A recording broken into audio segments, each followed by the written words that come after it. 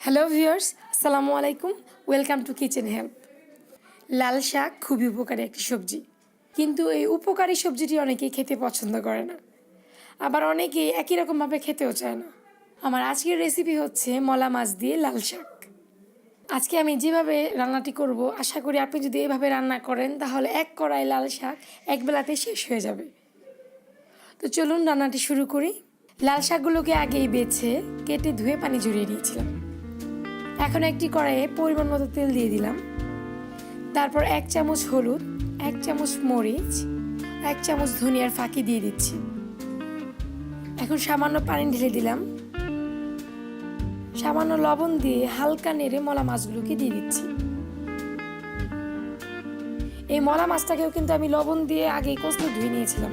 অবশ্যই এটা একটা মজার ব্যাপার হয়েছে কি, আমার দাদি বলতো যে মাছটা যত বেশি পরিষ্কার করবি এটার টেস্ট তত বাড়বে। এটা আমি ফলো করি, যদিও পুরাতন লোকের কথা। মাছটা কষানো হয়ে গেলে উপর থেকে মাছগুলোকে উঠিয়ে নিব। আর একই মশলাতে আমি 1/2 চা চামচ পেঁয়াজ বাটা, 1/2 চা চামচ রসুন বাটা, 1/2 চা চামচ জিরা বাটা দিয়ে দিচ্ছি।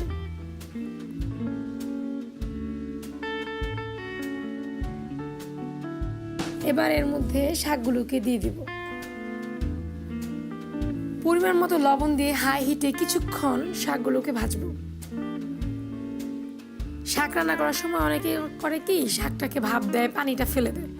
আসলে যে পানিটা ফেলে দেয় ওই পানির মধ্যে কিন্তু সবচেয়ে ভিটামিন থেকে যায়। শাক কখনো ভাপ দিয়ে পানি ফেলে দিবেন না। যদি ভাপ দিতে হয় তাহলে পানিটা শুকিয়ে নেবেন, যাতে শাকের ভেতরে পানিগুলো চলে যায়। এবার জালটা মিডিয়াম করে ঢাকনা দিয়ে ঢেকে রাখবো কিছুক্ষণ। ঢাকনাটা খুলে কষানো মাছগুলো দিয়ে দিচ্ছি।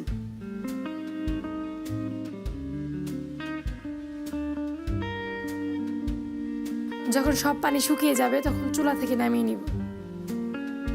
এবার আরেকটি পাত্রে অল্প পরিমাণ তেল দিয়ে দিলাম। এখন এতে 1 চা চামচ আস্ত 5 ফোড়ন, একটা পেঁয়াজ, 2টা চেরা কাঁচামরিচ, 2 কোয়া রসুন কুচি দিয়ে দিচ্ছি।